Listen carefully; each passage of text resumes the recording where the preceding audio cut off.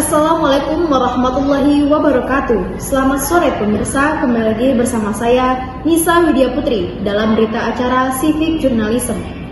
Masjid Agung Pondok Tinggi Kerinci Jambi merupakan masjid tertua di Indonesia.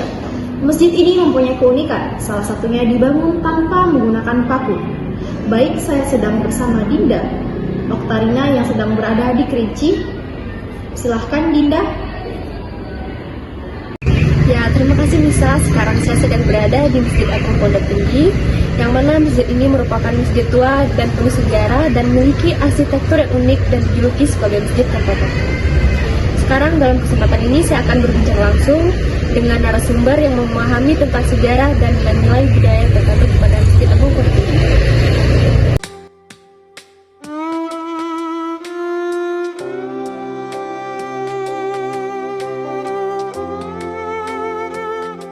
Bapak, langsung saja dengan Bapak siapa, Pak? Nama saya Bapak Jumadi. Bapak. Baik Bapak, di sini saya akan bertanya sedikit tentang Masjid Agung Pondok Tinggi ini, Pak. Ya, silakan.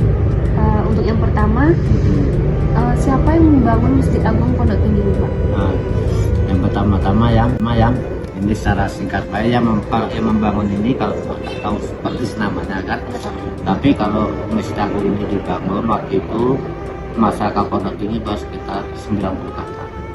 Masyarakat Pondok Tinggi masih 90 kakak. Tapi waktu itu juga kan sampai sekarang kan masih ada namanya nenek mama 4 suku.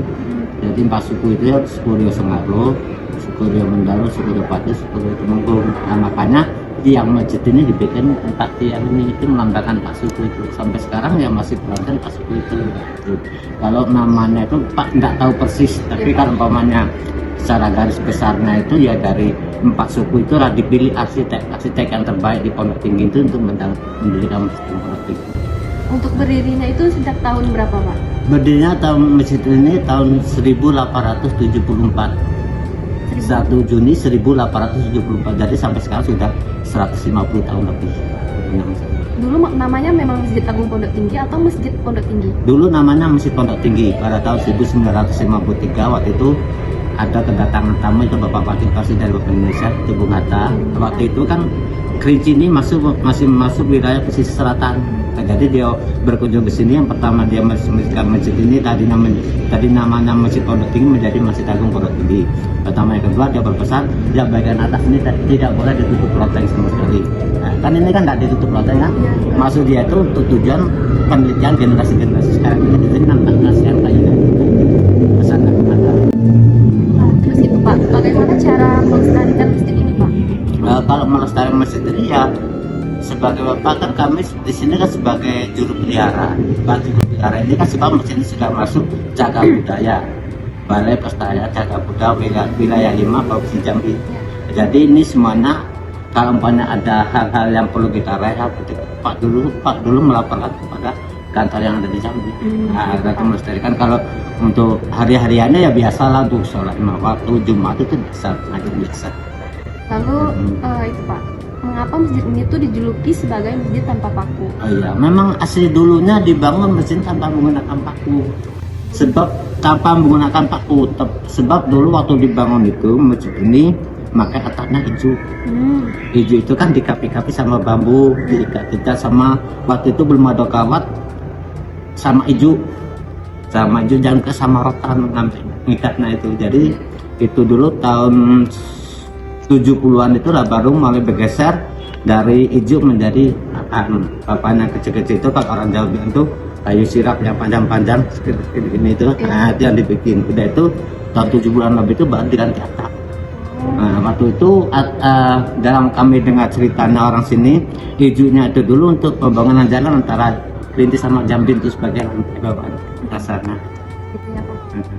Terus ini Pak, masjid ini tuh selain digunakan untuk beribadah, biasanya digunakan untuk apa aja? Ya untuk peringatan hari-hari besar Islam. Dari SMA, SMP juga banyak Isra Mi'raj, Maulid Nabi kesini. Dari SMA 2, SMP 2, SMP 9. Ada juga yang dari SDIT kesini juga peringatan hari besar. Gitu ya Pak. Nah untuk kegiatan-kegiatan untuk majelis taklim itu ada tiap hari Senin ada juga. Terus sekarang tadi kan masjid ini dijuluki sebagai masjid tanpa paku. Iya.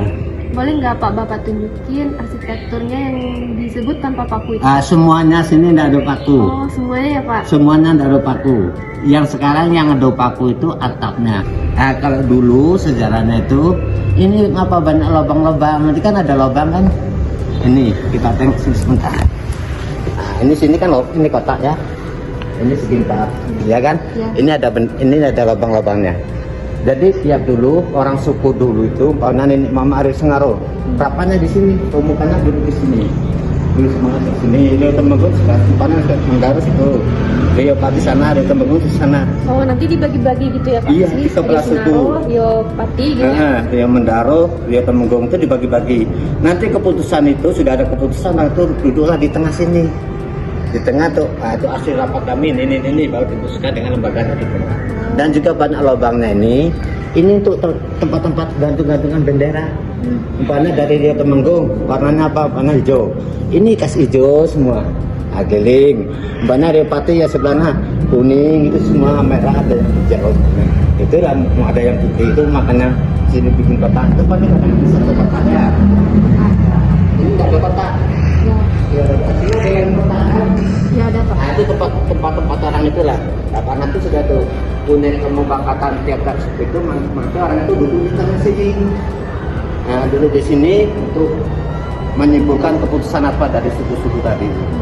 Dari sinilah tempat keputusannya di dalam depan 11 Korut termasuk depan lembaga. Gitu ya Pak. Oke. Kalau ini masih sampai sekarang masih aktif untuk apa azan tiap hari Jumat di atas masih. Nah ini yang Pak bilang tadi, ini ada kepala garda kan, kepala garda. Yang ini kan besar. Pak, mungkin itu saja yang dapat saya wawancara dengan Bapak. Sebelumnya terima kasih ya Pak udah diwawancarai. Ya, sama-sama, semoga bermanfaat ya. Iya Pak. Ya, ya sama-sama. Demikian wawancara saya dari Masjid Agung Pondok Tinggi. Semoga semakin banyak orang yang tahu, semakin banyak lagi orang yang peduli dengan budaya kita. Dari Sungai Penuh, saya Dinda Karina melaporkan untuk Anda. Baik, sekian berita yang disampaikan oleh Dinda yang sedang berada di Kerinci. Saya Nisa Widya Putri pamit undur diri dan sampai jumpa.